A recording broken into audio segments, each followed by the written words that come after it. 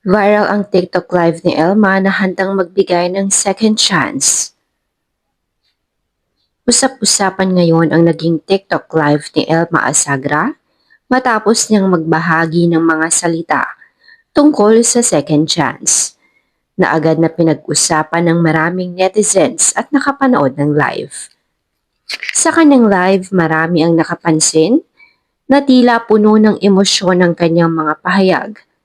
Bagamat wala siyang tahasang kinumpirma kung tungkol ito sa kanyang personal na relasyon, sinabi niya ang mga salitang may kaugnayan sa pagbibigay ng pangalawang pagkakataon. Dahilan upang magkaroon ng iba't ibang interpretasyon ang kanyang mga taga-suporta.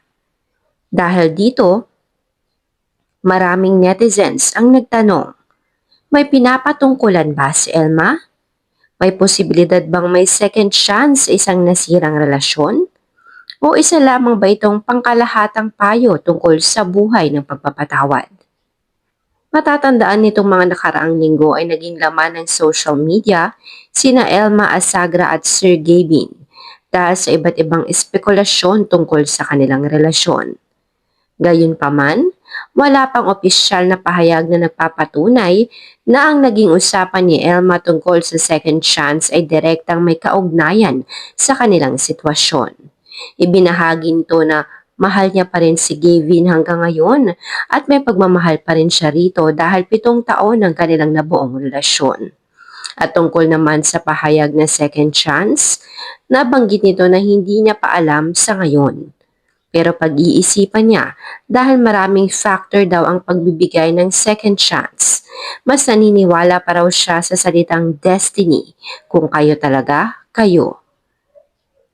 Sa ngayon nananatiling haka-haka lamang ang mga interpretasyon ng netizens. Marami ang nagpahayag ng suporta kay Elma at nagsabing anuman ang kanyang desisyon, mahalaga pa rin ang kapayapaan ng isip, respeto sa sarili at kaligayahan. Samantala, mayroon ding mga naniniwala na ang tunay na second chance ay dapat ibinibigay lamang kapag may taong totoong nagbabago.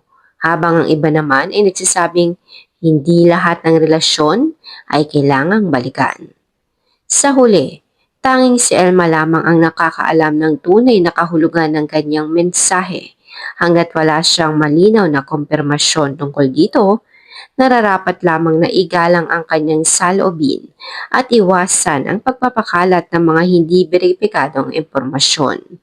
Marami kasi mga netizens at nakapanood ng kanyang live na talaga namang hindi natin alam kung naroon para suportahan siya o para mang-usisa lamang.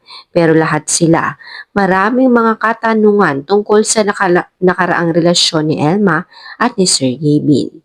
Sa ngayon, bigyan natin ng respeto ang mga ito at kung mag-live man sila ay suportahan na lamang natin sa mga produkto na kanilang binibenta.